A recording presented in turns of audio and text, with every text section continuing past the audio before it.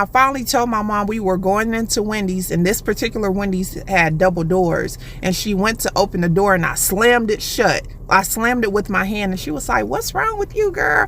And I was like, "Your boyfriend, well, you know what? His name Foster." I was like, "Foster keep coming in my room and touching on my private parts. He keep doing stuff to me at night, and I don't like it, and he won't stop." And she goes, "You know what? I do see him walking past my room going back there to y'all's." That was the first idiotic thing she said. Then secondly, when we got home and he got home, she asked him again. He denied it, of course. And then they proceeded to go in the room and have sex. They stayed together for another maybe 10 years or so. And then it had got to a point where he would he would have to pick me up from school, and it just would be me and him in the car. And he would say, oh my gosh, he would say just inappropriate things. He'll say things like, "Oh, what you'll do for this $100? Oh, you don't want to come up here and come sit on my lap and be shaking like that."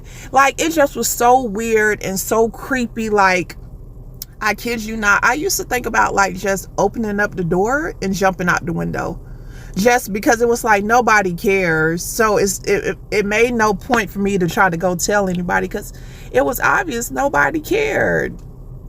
But it was also the mentality, like, sweep this under the rug, like, stop talking about it, get over it. He said he won't do it no more, grow up, this is my man, this is the man of the house type of mindset. And I just learned early on, like, nobody's going to be here to protect you. Basically, I just kind of kept my head low and tried my best to stay out the way. My mom decided to tell my family members, like, I'm fast, but she neglected to tell them the reason my sexual desires got sped up was because. Hello, everybody. How y'all doing? I would really love for y'all to go check that woman on TikTok and her story. This particular story right here is very interesting what she's saying, because she's saying that her mama's boyfriend was touching on her and her mom neglected her and chose the dude over her. That's basically what she's saying. And a lot of us have this story in the community. Yet we have to put on a smiling face and pretend like it's not. Why? Because not only do the men not protect us, the women, the mammies don't protect us either. That right there is mammying. And this is why being a mammy is toxic. Being a male worshiper is toxic. I'm willing to bet there are non-black women with this same story. But because we're not in that community, we don't talk about it much. But I've heard a couple of stories of similar things going on in their community too. Mammies are not only in the black community, they're in non-black communities too. So understand, when I'm saying mammy, I'm not just talking about black women who are some of the mammies. I'm talking about all races of women. And every time I hear a story like this, I'm going to call it out. Why? Because it's not enough of us to call this out. This mammy shit needs to be done away with. It is toxic. It is dangerous for the community.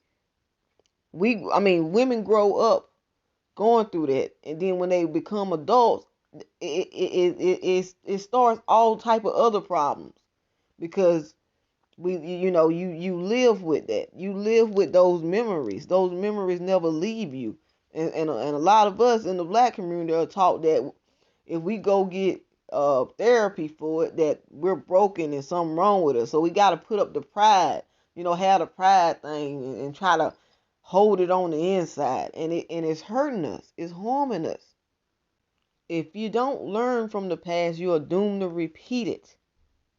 And I'm sorry, but some of these OG, older, elderly women, they were some of the biggest mammies alive. They invented the word mammy. This is where it comes from. And now we have newer generation of mammies because of them. They were the first, and they were just as toxic. They were just as toxic as the men of that time. Because believe me, a lot of those elderly men were toxic too. But a part of me understand why they were toxic, because at that time women didn't have any other choice. Well, now we do have a choice. You have a choice. You don't have to be a mammy. You don't have to be so desperate for a man to where you okay him touching on your daughters. The time of mammying is over and should be done away with. And for the women who aren't mammies, they need to start calling out these mammies.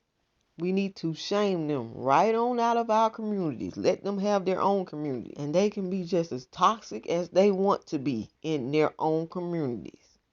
Leave your comments below of how you feel about this story. And don't forget to like, subscribe, and share. Peace.